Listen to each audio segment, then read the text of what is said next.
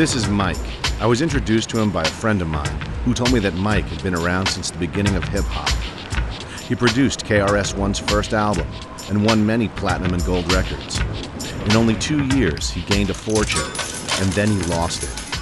When I meet him, he tells me he's trying to put together a new group, a group of girls called the Mosaics.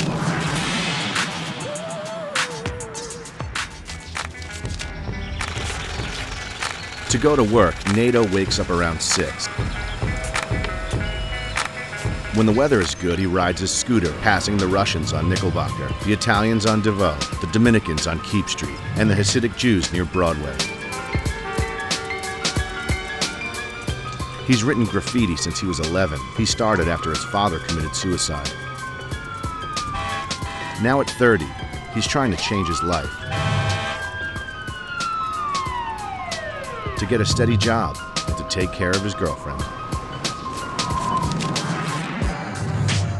Demetrius Williams, also known as Danger, is a raw rapper. At 17, a year after his father died, he went to jail for 4 years for being an accomplice to a homicide. His involvement is unclear, but it was a turning point in his life. From then on, he has channeled his energies into making raps about his community and his own hardships.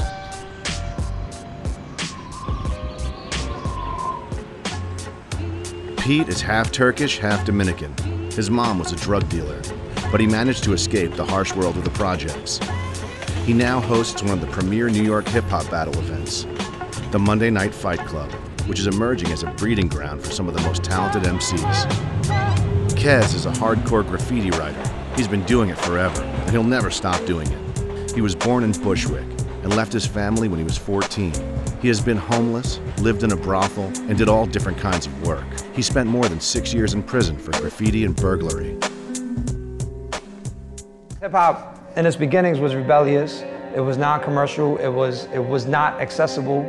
You had to sort of be down by law. Like, you had to know, like, what the radio station was to listen to. You have to know where the park jam was.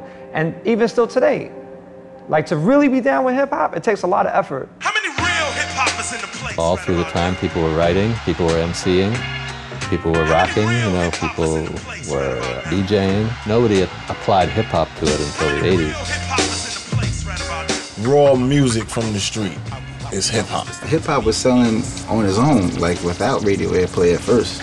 We was going after what sound different from everything else. The whole hip-hop game has always been competition, from battling to graffiti to rhyming. Battling started back in the days with cats like KRS-One and, you know, Marley Marl, and all them cats with the Queens cats against the Bronx cats back in the days. It was just a way of representing your hood and representing what you stood for, you know. Give me this money, nigga.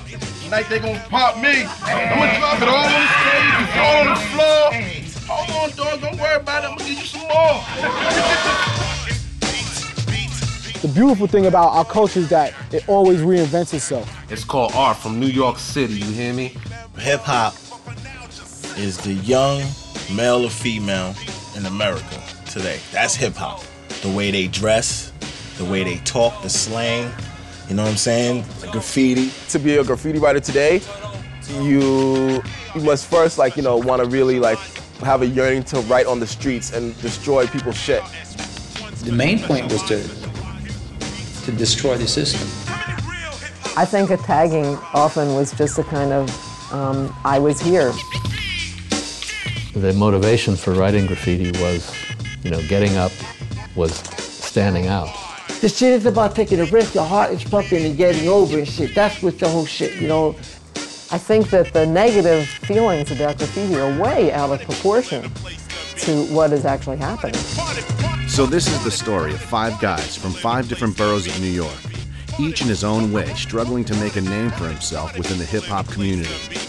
On the fringes of this community, from rapping to graffiti to battling and producing, they are each searching for their own way, and each way is different.